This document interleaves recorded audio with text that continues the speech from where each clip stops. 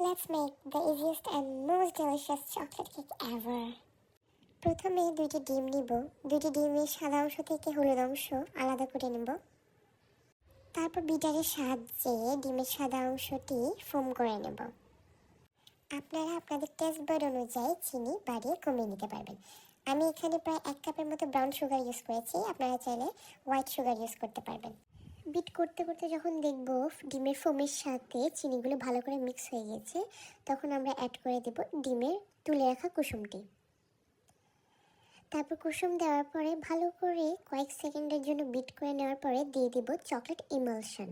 Cake emulsion ব্যবহারের ফলে কেকটি হয়ে উঠবে সুপার টেস্টি অ্যান্ড ফ্লেভারফুল। এবার শুকনো উপকরণের জন্য দিয়ে দেব 1/2 কাপ ময়দা, 2 চামচ কোকো পাউডার, 1/2 চামচ বেকিং সোডা এবং 1/2 চামচ বেকিং পাউডার। তারপর ভালো করে চেখে নেব যেন কোনো লাম্পস না থাকে। অল্প অল্প করে আমাদের ফোমের সাথে শুকনো উপকরণগুলো ভালোভাবে ফোল্ডিং মেথডে মিশাতে হবে। আমি এখানে প্রায় 3 বারের মতো করে শুকনো উপকরণ দিয়েছি। খুব ধীরে ধীরে করতে হবে যেন তাড়াহুড়ো না। ব্যাটারটি হয়ে গেলে সম্পূর্ণ ব্যাটারটি আমরা মোল্ডে ঢেলে নেব এবং ভালো করে ট্যাপ ট্যাপ করব যেন কোনো ধরনের বাতাস ভেতরে না থাকে, তাহলে কেকটি ভালো হবে না। তারপর চুলায় রাখা প্রিহিটেড কড়াইতে আমরা দিয়ে দেব। 30 মিনিট পরে এই দেখুন তৈরি হয়ে গেল আমাদের স্পঞ্জ কেক। তারপর ডিমোল্ড করে ফেলবো আমাদের কেকটি। কেক হয়ে যাওয়ার পর আমি কিন্তু 5 মিনিট একটু রেস্ট দিয়েছি, গরম গরম কেক বের করিনি।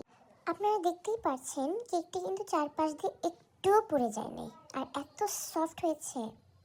তারপর আমরা কেকের মাঝখানে কেটে নেব। দেখুন কত স্পঞ্জ হয়েছে।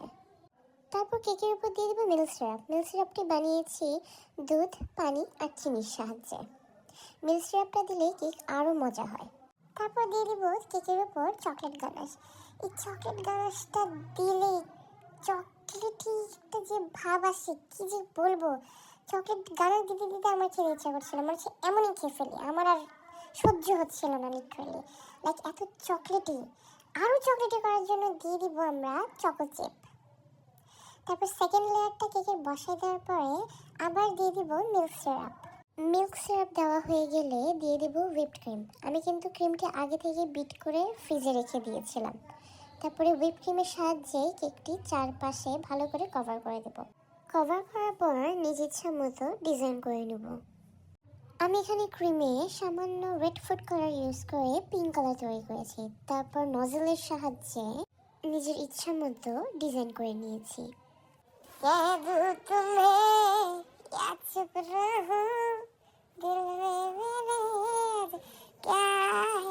ডিজাইন তো শেষের পথে, সরি। তারপর একটু ফিনিশিং দেওয়ার জন্য ইউজ করেছি গোল্ডেন বল এবং মাঝখানে ইউজ করেছি স্প্রিঙ্কল।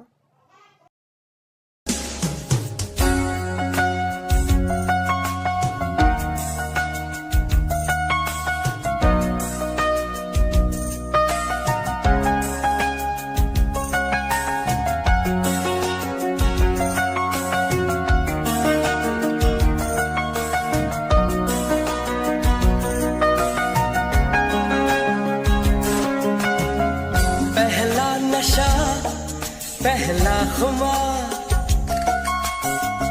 नया प्यार है नया इंतजार, कर लूं मैं क्या।